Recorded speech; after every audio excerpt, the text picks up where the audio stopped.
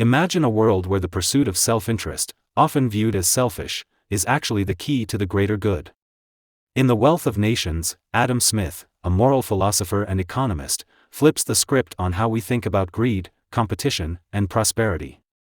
Far from condemning self-interest, Smith reveals that it is this very force, when left to operate freely, that leads to innovation, economic growth, and the betterment of society. But here's the twist: what if everything we've been taught about government control and the morality of markets has been wrong all along? The Wealth of Nations by Adam Smith, first published in 1776, is one of the most influential books in economic thought. In this monumental work, Smith lays the groundwork for modern economics, exploring how nations accumulate wealth and how economic policies influence the prosperity of societies. Throughout its 5 volumes, Smith covers a vast range of topics, but the central ideas revolve around free markets, division of labor, and the invisible hand of the market.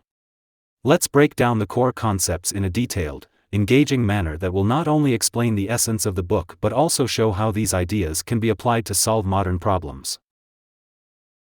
The division of labor, efficiency through specialization.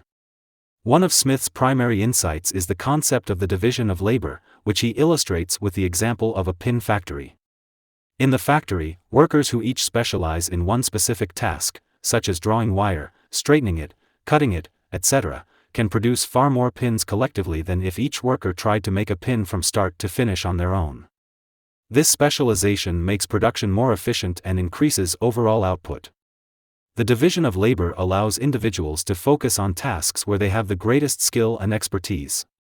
This principle can be applied beyond factories, helping businesses, organizations, and even governments function more effectively. For example, within a business, having specialized roles, finance, marketing, operations, ensures that each aspect of the company is handled by experts. Similarly, in society, different industries and professions arise from the need for specialization, driving progress and innovation. In a modern context, think about how global supply chains work. Each country might focus on what it does best. China excels in manufacturing, the US in technology and services, and Brazil in agriculture. By trading these specialized goods and services, all countries benefit, leading to greater efficiency and prosperity worldwide. The invisible hand: how self-interest benefits society. One of Smith's most famous ideas is the invisible hand, which describes how individuals acting in their own self-interest unintentionally contribute to the overall good of society. According to Smith, when people are free to pursue their own goals, usually driven by profit or personal satisfaction, they end up producing goods and services that others want or need. In a competitive marketplace, this leads to better products, innovation, and lower prices, all of which benefit society as a whole. The invisible hand in action. Imagine you're a baker who wants to make a living by selling bread.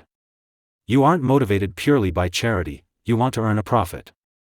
To succeed, you need to produce high-quality bread at a reasonable price that people want to buy.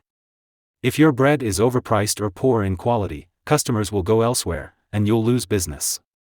So, you're incentivized to improve your product, benefiting both you, with profit, and society, with better bread.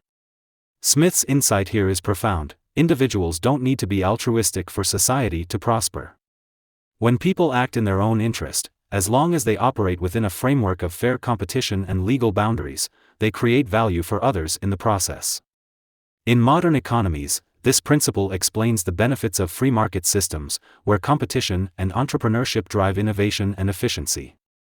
Free markets and limited government intervention. Smith strongly advocates for free markets, where prices are determined by supply and demand, with minimal government interference. He believes that when governments try to control markets too tightly, through price fixing, monopolies, or heavy regulations, they stifle competition, reduce efficiency, and lead to poorer outcomes for consumers and businesses alike. However, Smith does not argue for a completely laissez-faire system. He acknowledges that there are certain roles only governments can play effectively, such as providing public goods like roads, defense, and legal systems. But beyond these essential functions, he warns against excessive government intervention in the economy. In modern times, governments still grapple with finding the right balance between regulation and free markets. While some regulation is necessary to prevent monopolies, protect consumers, and ensure fair competition, too much government interference can lead to inefficiencies, reduced innovation, and slower economic growth. For example, in the tech industry, excessive regulation could hamper innovation and slow the development of new technologies. On the other hand, without any regulation, monopolistic practices could arise, limiting competition and exploiting consumers. Smith's ideas suggest that while some government involvement is needed, market forces should be the primary driver of economic activity. Self-regulating markets and price mechanisms. One of the key insights Smith offers is that prices in a free market act as signals that regulate supply and demand. If a product is scarce, its price rises, signaling producers to make more of it, while consumers are discouraged from buying as much. Conversely, if a product is oversupplied, its price drops, encouraging consumers to buy more while signaling producers to cut back. This dynamic ensures that resources are allocated efficiently without the need for central planning or government control. The price mechanism balances supply and demand naturally, coordinating the actions of millions of individuals and businesses in the economy. Think about the smartphone market. If a new phone is released at a high price but there is not enough demand, the price will drop as companies adjust to the market signal. Similarly, if a particular model sells out quickly, companies may raise prices or increase production.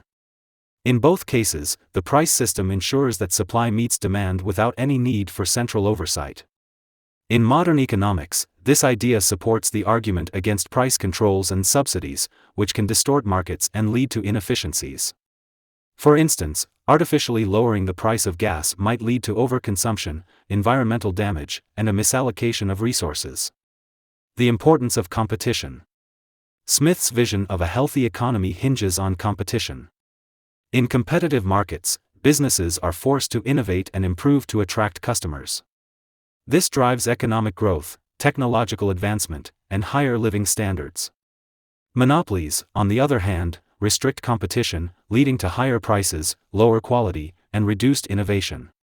In the digital age, tech giants like Amazon, Google, and Facebook have raised concerns about monopolistic practices that stifle competition. Many economists today refer back to Smith's warnings about monopolies and argue that encouraging competition through antitrust laws is essential for a healthy, dynamic economy.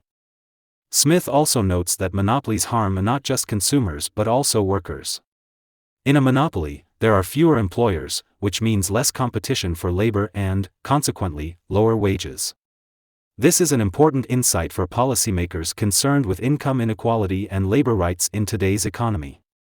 The role of public goods.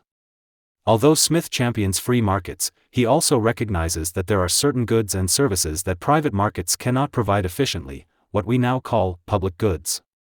These are goods that benefit society as a whole but are not profitable for private businesses to provide, such as national defense, infrastructure, and a legal system. Smith argues that it is the government's responsibility to provide these public goods because they are essential for the functioning of the economy. Without roads, courts, or national security, private enterprise cannot operate effectively. However, he warns that government should not overstep by becoming too involved in areas where the market is more efficient. Think about modern infrastructure projects like highways, internet access, and education. These are often funded and provided by governments because they benefit society at large and would not be sufficiently provided by private companies. However, there is still debate over how much the government should invest in these areas, versus allowing private companies to step in. The Wealth of Nations and Modern Economic Thought. Smith's ideas in The Wealth of Nations laid the foundation for much of modern economic theory. Concepts like gross domestic product, GDP, free trade, and the invisible hand are central to contemporary economics. His work also serves as a critique of mercantilism, the dominant economic theory of his time, which emphasized the accumulation of wealth through trade surpluses and government control over markets. Smith's vision is a world where wealth is created through productive work and trade, not through hoarding gold or imposing tariffs and restrictions. His advocacy for free trade and open markets resonates with modern globalization, where nations trade goods and services across borders, benefiting from each other's comparative advantages. The Wealth of Nations is more than just a historical document, it is a blueprint for understanding how economies function and how wealth is created. By promoting free markets, division of labor, and competition, Smith provides timeless insights into how nations can grow prosperous. Today, these ideas are applied in everything from how businesses are structured to how governments craft economic policies. Thanks for listening. Please subscribe to our channel.